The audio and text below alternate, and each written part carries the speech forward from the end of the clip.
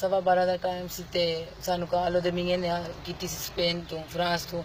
ਤੇ ਉਹ ਕਹਿੰਦੇ ਨੇ ਮੇਰੀ ਅੰਮੀ ਨੇ ਮੈਨੂੰ ਜਲਦੀ ਜਲਦੀ ਉਠਾਇਆ ਕਿ ਸਾਡੀ ਬੇਟੀ ਨੂੰ ਅੱਗ ਲੱਗ ਗਈ ਹੈ। ਮੈਂ ਇਹ ਕਿਹਾ ਕਿ ਨਾਰਮਲ ਜੀ ਬਸ ਅੱਗ ਹੋਵੇ ਦੀ ਤੇ ਫੋਨ ਕੀਤਾ ਤਾਂ ਉਹਦੀ ਨੰਦ ਬੋਲੀ ਤੇ ਕਹਿੰਦੀ ਮੈਂ ਲੈ ਕੇ ਚੱਲੀ ਹਾਂ ਤੇ ਮੈਂ ਕਿਹਾ ਤੁਸੀਂ ਕੀ ਲੱਗਦੇ ਨੇ ਤਾਂ ਗੱਡੀ ਨਹੀਂ ਆਈ ਹੈ ਮੇਰੀ। ਮੈਂ ਆਪਣੀ ਭੈਣ ਨਾਲ ਬਸ ਗੱਲ ਕੀਤੀ ਸੀ, ਉਹਨੇ ਇਤਨਾ ਕਿਹਾ ਸੀ ਕਿ ਆ ਜਾ ਰੱਬੀਆ ਆ ਜਾ ਤੇ ਉਹ ਸ਼ਹਿਰਦਾਰੀ ਵਿੱਚ ਹੋ ਕੇ ਉਹਨਾਂ ਕੋਲ ਗੱਡੀ ਦਾ ਬੰਦੋਬਸਤ ਨਹੀਂ ਹੋਇਆ। ਮੈਂ ਗਾਉਂ ਤੋਂ ਆਪਣੀ ਵਾਲਦਾ ਨਾਲ ਲਿਆ ਤੇ ਮੇਰੇ ਇੱਕ ਕਜ਼ਨ ਨੇ ਤੇ ਅਸੀਂ ਰੋਂਦੇ ਟੁਰ ਗਏ। ਇੱਥੋਂ ਤੱਕ ਕਿ ਅਸੀਂ ਪਹੁੰਚ ਗਏ ਸਾਂ ਤੇ ਉਹ ਇਹ ਲੜਕੀ ਸਾਡੀ ਨੂੰ